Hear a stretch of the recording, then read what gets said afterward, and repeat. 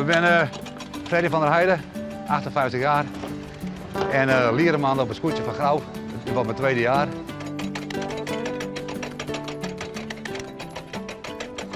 Want het zeil omhoog draaien is niet het meest interessante. Dat hoort allemaal interessant voor de mensen op de wal. Maar uiteindelijk gaat het om van tevoren de verstaging aan te passen aan het weer. Je raakbanden die dat zeil, het profiel van je zeil maken. En de schipper bepaalt uiteindelijk de keuze die hij wil. En Arne, mijn andere matador, en ik die voeren het uit wat de schipper wil. 5 hebben. 24. En dan alles wat we gezeild hebben en wat het resultaat goed was, het gevoel goed was, dat wordt genoteerd. En dat wordt dan meegenomen nu in de trim. Maar dat is eigenlijk de bedoeling van de trim. Oh, die moet dan heel lang lossen dan. Nee, we hebben die haren in hoor. Ja. De roene wel lekker trouwens. Zo'n 30 is het ook. Zo'n 30.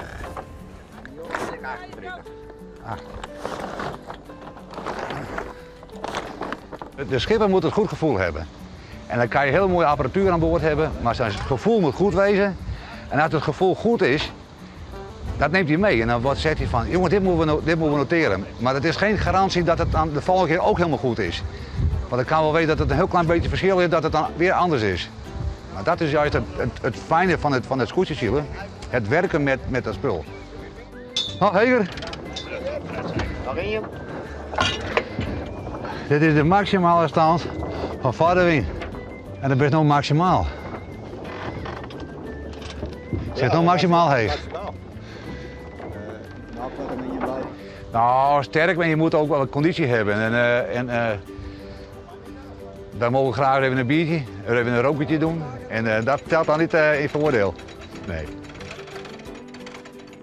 Er ben jongens waar ik er wel 2 keer omheen.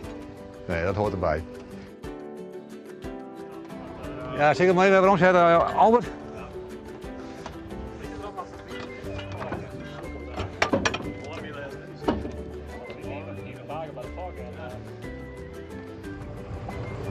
Fok net te strak, jongens, hè?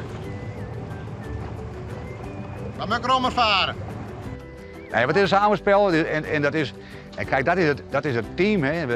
Je bent met zo'n scootje met 13 man aan boord, 14 man. En dat is een geoliede machine moet het wezen. En je moet elkaar versterken.